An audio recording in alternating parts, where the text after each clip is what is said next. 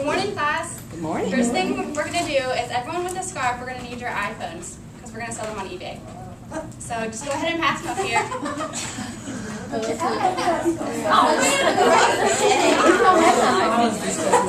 Yeah, what if we don't have an iPhone? you don't actually have to. But that was just like a joke.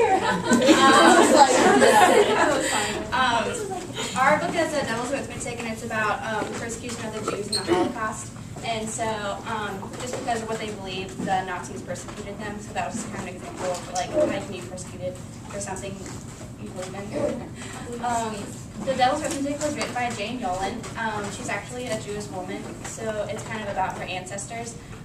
She wrote it because she always would get bored at her family's Passover dinners, and so she just decided to research more about her ancestors, and that's actually what the book is about. And it's it won a National Jewish Book Award, and it's in the category of historical fiction.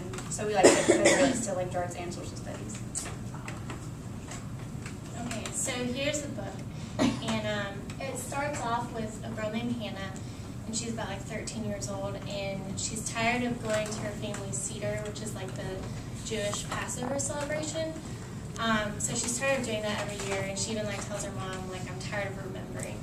And so during part of the dinner, they ask her to open the door for Elisha, the prophet, which is symbolic. And so she goes to open the door, and it ends up taking her back in time to the time where her, it's the aunt in the book, right? Yeah. To the time when the aunt was actually in a concentration camp. And so basically she's like put in their shoes, and she learns how to survive, I guess just day by day in the Holocaust. And it's really just a very moving story. And the whole point of the Devil's Arithmetic is basically like the math and like the odds of like being able to actually survive. So. Yeah, like they counted up the numbers of days compared to how long they had been there, and they just called it the Devil's Arithmetic. So we're going to read a part. They've just been loaded onto trains, and they're being transported to the concentration camp because it leads up to the video clip that we're going to show.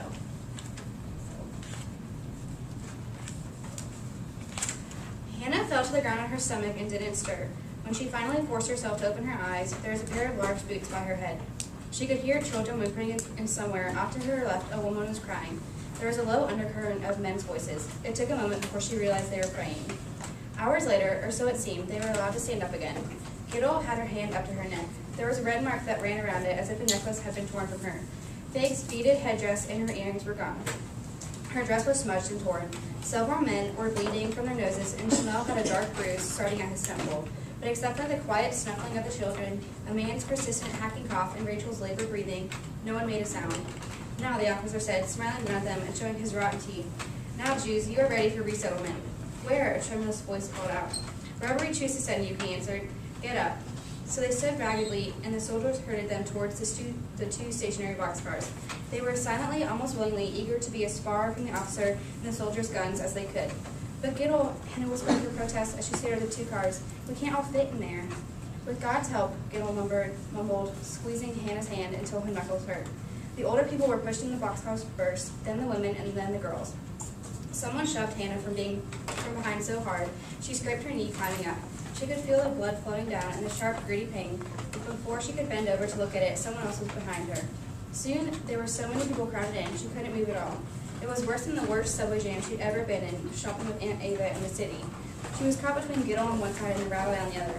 There were two women behind her, and the boards of the boxcar by her face. By bending her good knee just a little, she could see out a small rectangular space between the boards. She'd just gotten a look when the car shifted and the door was slammed shut and bolted from the outside. We're locked in, a woman screamed. My God, we'll suffocate. Everyone began to scream then, Hannah with them. The ones by the door hammered on it with their fists, the car rocking with their efforts, but it did no good. No one came to open the door. After a while, exhausted from all the screaming and the tears, they stopped. It was really dark inside the car with only small patches of light where the boards did not fit together, and it was airless and hot. One of the two women directly behind Hannah smelled of garlic. Somewhere a child cried out that she had to go to the bathroom. A little while later, a smell announced that she had. How long? Someone called out. The rabbi's voice replied calmly, We're in God's hands now. God's hands are very hot and sweaty, Gittle said.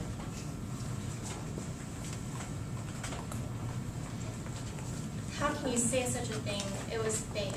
Just then the car shook and everybody screamed. I hear a train, Hannah cried out. She bent her good knee again and looked through the crack. A dark engine was coming down the track, backing toward them. I see it. God's hands, my children, the rabbi said loudly. As the engine bumped against the two cars, shaking them and making it so hard to stand, Hannah managed to twist just enough to speak directly to the rabbi. Please, Rabbi, she pleaded. We must do something, and quickly. I know where they're taking us. I am from the future. Please. Rabbi Baruch cleared his voice before speaking. All children are from the future. I am from the past. And the past tells us what we must do in the future. That is why adults do the teaching and children the learning. So you must listen to me when I tell you that what we must do now is pray. Pray, for we are all in God's hands. Gidel was right, Hannah thought. God's hands were very hot and sweaty. The stench in the crowded boxcar was overwhelming. A powerful stew of human perspiration and fear, and the smell of children being sick. As a train clacketed along the tracks, Hannah thought how lucky she was to be near a pocket of fresh air. Most of the others were not so fortunate.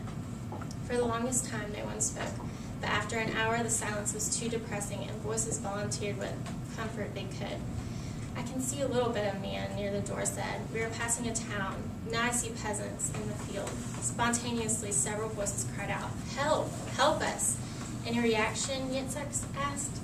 Yes, they ran their fingers across their throats. The bastards. Do they care nothing? A woman asked. Shmuel answered. Did they ever? A man with a deep, rough voice spoke.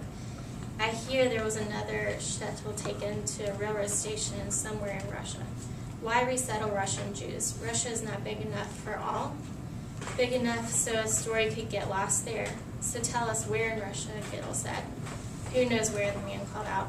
What does the where matter? The shtetl is no longer there anyway. But wherever it is, the villages were made to tie down in trenches, like herring, head to foot. And then, Lord God, they were slaughtered as they lay there by soldiers with machine guns. Lime was put on top of them when they were still warm, and the next ones were made to lie down on top of that. 6 times they made herring, 6 times until they were all dead. A woman, her voice edged with hysteria, said, you heard, but if they were all dead, how could anyone know for sure? The man coughed and continued without answering her. When they made us lie down, I remembered what I had heard. Another woman said, but they did not kill us, just made us a little uncomfortable. Uncomfortable? They took my wedding ring. They kicked my Evram in the nose. Uncomfortable? It was the third woman. It is just a story, the first woman said. A nightmare. Do not tell us any more of your awful stories. The man coughed again, then said, it is not written that we must bear witness.